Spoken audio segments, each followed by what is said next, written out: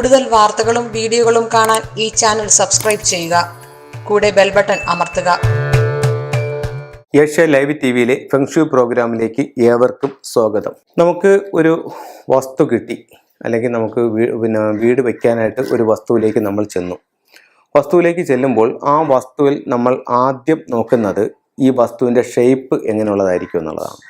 അപ്പോൾ സ്ക്വയറോ റെക്റ്റാങ്കിളോ ഉള്ളൊരു ഷേപ്പാണ് വീട് വയ്ക്കാൻ ഏറ്റവും അനുയോജ്യമായിട്ടുള്ള ഒരു വസ്തു. രണ്ടാമത്, ഈ വസ്തുവിൻ്റെ ഉയർച്ച താഴ്ചകൾ, അതായത് ഈ വസ്തുവിൽ ഏത് ഭാഗം മണ്ണ് ഉയർന്നു നിൽക്കുന്നു, ഏത് ഭാഗം മണ്ണ് താഴ്ന്നു നിൽക്കുന്നു, ഇതിൻ്റെ വെള്ളം ഒഴുകുന്ന എങ്ങോട്ടാണ് അതിൻ്റെ ഒഴുക്ക് എന്നുള്ള കാര്യങ്ങളൊക്കെ നമ്മളൊന്ന് മനസ്സിലാക്കണം. അത് വളരെ വളരെ പ്രാധാന്യമുള്ളതാണ്. അപ്പം ആ രീതിയിലാണ് നമ്മൾ അത് കറക്റ്റ് ചെയ്തിരിക്കുന്നതെന്നുണ്ടെങ്കിൽ അതിൻ്റെ ഒരു സൗഭാഗ്യം നമുക്കുണ്ടാവും. അതല്ല, അതിന് ഓപ്പോസിറ്റായിട്ടാണ് ചെയ്തിരിക്കുന്നതെന്നുണ്ടെങ്കിൽ അതിൻ്റെ ഒരു ദോഷവും നമുക്കുണ്ടാവും. അപ്പോൾ അങ്ങനെയാണെന്നുണ്ടെങ്കിൽ നമുക്ക് ഒരു വസ്തുവിനെ സംബന്ധിച്ചിടത്തോളം ഏറ്റവും പ്രാധാന്യമുള്ള രണ്ട് ദിക്കുകൾ അത് സൗത്ത് വെസ്റ്റും നോർത്ത് ഈസ്റ്റും തന്നെയാണ്. അതിൽ യാതൊരു സംശയവുമില്ല. അതായത് നോർത്ത് ഈസ്റ്റ് എന്ന് പറയുന്നത് വാസ്തുപുരുഷൻ്റെ ശിരസ് വരുന്ന സ്ഥലവും സൗത്ത് വെസ്റ്റ് എന്ന് പറയുന്നത് വാസ്തുപുരുഷൻ്റെ പാദങ്ങൾ വരുന്ന സ്ഥലവുമാണ്. അപ്പം ഈ രണ്ട് ഭാഗവും നമ്മൾ വളരെയധികം ശ്രദ്ധിക്കേണ്ടതുണ്ട്.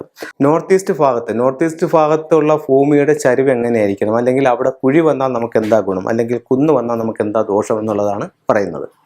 ഇത് ഈശാന്യം വടക്ക് കിഴക്ക് നോർത്ത് ഈസ്റ്റ്, അതായത് ഈ വടക്ക് കിഴക്ക് ഭാഗം ഒരു വസ്തുവിൽ കുഴിയായി, അതായത് അവിടെ കുഴി എന്ന് പറയുമ്പോഴത്തേക്ക് അവിടെ ബോർവെല്ലാകാം, പിന്നെ ഭൂമിക്കടിയിലുള്ള ജലസംഭരണികളാകാം, അത് കഴിഞ്ഞിട്ട് കിണറാകാം. അങ്ങനെ ആ ഭാഗം കുഴിഞ്ഞു വന്നാൽ, അതുമല്ലെങ്കിൽ വസ്തുവിൽ ആ ഭാഗത്തോട്ട് നമുക്ക് മണ്ണ് താഴ്ന്നു കിടക്കുക, മറ്റുള്ള ഭാഗങ്ങൾ ഉയർന്നും വടക്ക് കിഴക്ക് ഭാഗം താഴ്ന്നു നിന്ന് കഴിഞ്ഞാൽ അവിടെ കുഴിയായിട്ട് സങ്കല്പിക്കും. അത് എല്ലാ വിധത്തിലുള്ള സമ്പത്തും സമൃദ്ധിയും വടക്ക് കിഴക്ക് ഭാഗം തരും. ഇപ്പോൾ നമ്മൾ നേരത്തെ ഒരു പ്രോഗ്രാമിൽ ചെയ്തിട്ടുണ്ടായിരുന്നു, തെക്ക് പടിഞ്ഞാറ് ഭാഗത്ത് കുഴി വന്നാൽ എല്ലാ തരത്തിലുള്ള ദാരിദ്ര്യവും. ഇപ്പോൾ അതിന് നേരെ ഓപ്പോസിറ്റായി ഇവിടെ വടക്ക് കിഴക്ക് ഭാഗത്ത് കുഴി വന്നാൽ എല്ലാ വിധത്തിലുള്ള സമ്പദ് സമൃദ്ധിയും നമുക്ക് കിട്ടും. അപ്പോൾ അതാണ് നമ്മുടെ ഓരോ ഭൂമിയുടെയും ആ ചരിവിന് വളരെ വളരെ പ്രാധാന്യമുണ്ടെന്ന് പറയുന്നത്. അത് കഴിഞ്ഞിട്ട് ഈ പറയുന്ന ഈശാന്യകോണ് നോർത്ത് ഈസ്റ്റ് ഭാഗത്ത് കുന്നാണ് വന്നിരിക്കുന്നതെങ്കിലോ, അതായത് കുന്നെന്ന് വെച്ച് കഴിഞ്ഞാൽ മറ്റു ഭാഗങ്ങളെ അപേക്ഷിച്ചിട്ട് ആ ഭാഗമാണ് ഉയർന്നു നിൽക്കുന്നെങ്കിലോ എല്ലാവിധ ദാരിദ്ര്യവും അവിടെ ഉണ്ടാവും.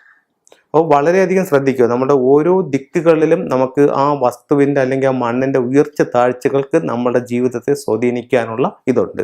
അപ്പോൾ ഏറ്റവും ഉയർന്ന് കന്നിമൂല, അതിലും താന്ന് ആഗ്നേയം അഗ്നിക്കോണ്, അതിലും താന്ന് വായുകോണ്, അതിലും താന്ന് ഈശാനകോണ്. ഇങ്ങനെ കറക്റ്റ് ചെയ്യണം. ചിലർക്ക് ഇത് പറഞ്ഞാൽ മനസ്സിലാവില്ല.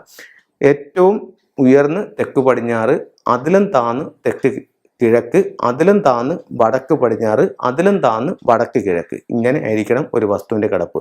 അപ്പോൾ ഒരു വസ്തുവിൽ ഏറ്റവും താഴ്ന്നതായിട്ട് വടക്ക് കിഴക്ക് ഭാഗം സംഭവിച്ചു കഴിഞ്ഞാൽ എല്ലാ വിധത്തിലുള്ള സമ്പത്തും സമൃദ്ധിയും അവിടെ ഉണ്ടാവുമെന്നും, എന്നാൽ ആ ഭാഗം മറ്റ് ദിക്കുകളെക്കാൾ ഉയർന്നാണ് നിൽക്കുന്നതെങ്കിൽ എല്ലാ വിധത്തിലുള്ള ദാരിദ്ര്യവും അവിടെ വന്നു ചേരുമെന്നും വാസ്തുവിൽ പറയുന്നുണ്ട്. ഇത്തരം കാര്യങ്ങൾ നിങ്ങൾ വളരെ ശ്രദ്ധയോടെ വീക്ഷിച്ച് അതിന് വേണ്ട പരിഹാരങ്ങൾ ചെയ്യുക. നിങ്ങൾക്ക് എല്ലാവിധ ഐശ്വര്യങ്ങളും ഉണ്ടാവട്ടെ എന്ന് പ്രാർത്ഥിച്ചുകൊണ്ട് നിർത്തുന്നു. നന്ദി, നമസ്കാരം.